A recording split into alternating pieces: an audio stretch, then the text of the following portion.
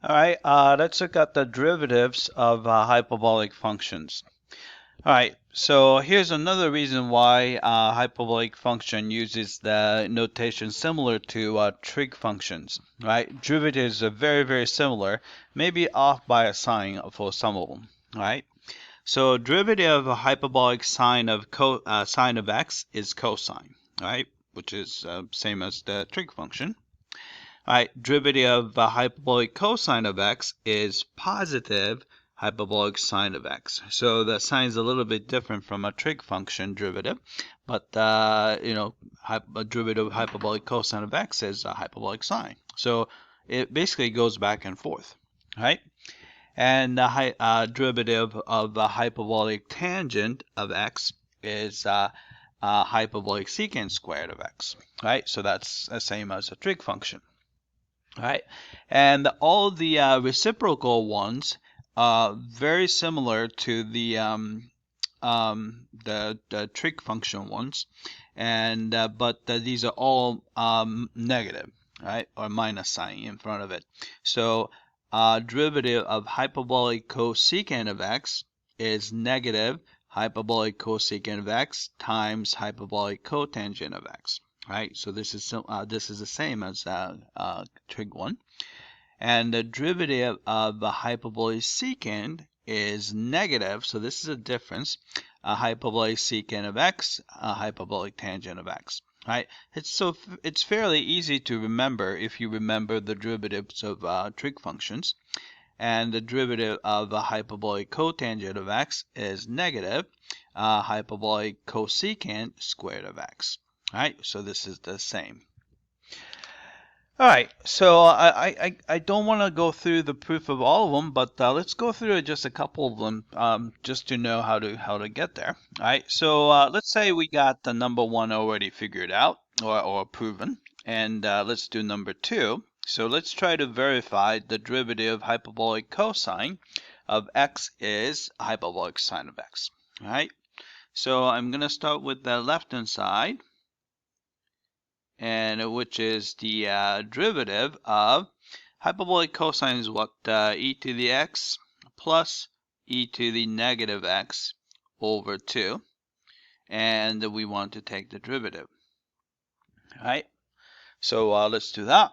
All right, so this is going to be, all right, so 1/2 is just a number, so I'm going to just put it down. All right, derivative doesn't affect it, just a constant multiple. All right, derivative of e to the x is e to the x plus derivative of e to the negative x is e to the negative x. Then you would have to multiply by derivative of inside. So it's a chain rule. So it's -1. All right, and which if you clean it up, you can see that this is e to the x minus e to the negatives over 2. That's the definition of hyperbolic sine, right? Which is the right-hand side.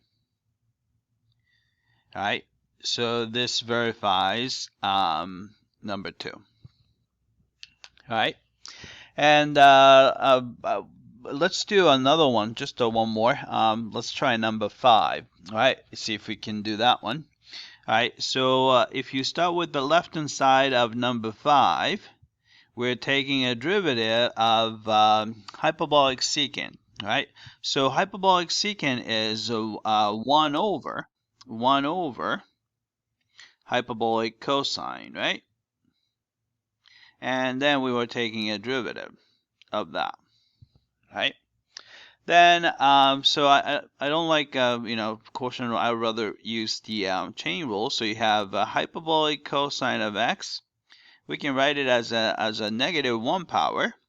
Then you take the derivative. Right? So the derivative is going to be, so this is going to be, it's in a negative, put the -1 in front, and then you have hyperbolic cosine of x, and subtract 1 from the power, so it's a -2. Then you would have to multiply by derivative of hyperbolic cosine, which we just found that to be hyperbolic sine of x. So just doing the chain rule, we can get there. All right? Then we can just clean this up. So this is, let's see, negative, right? Then you have hyperbolic sine of x is upstairs. Then since it's a negative power, hyperbolic cosine squared of x is on the bottom. All right. Then we just need to split into, so we need a secant, hyperbolic secant, right? So this is going to be negative. I'm going to split into 1 over hyperbolic cosine of x times hyperbolic sine of x over hyperbolic cosine of x. It's the same thing, right? I split hyperbolic cosine squared. All right, but you can see that this is equal to negative, right? Reciprocal of hyperbolic cosine is hyperbolic secant, and hyperbolic sine of hyperbolic cosine is hyperbolic tangent, and which is exactly the same thing as the right-hand side. All right, so that verifies the fifth one, number 5.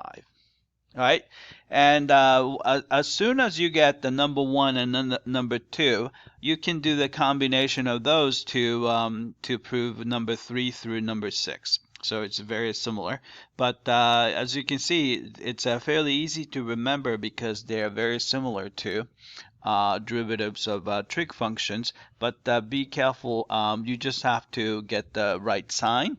All right, so an easy way to remember is the original ones are all positive derivatives, but when you look at all the reciprocal ones, we'll have negative sign. Oops, I didn't mean to write anything there. All right, so that's that. All right, that's it. I hope that this was clear.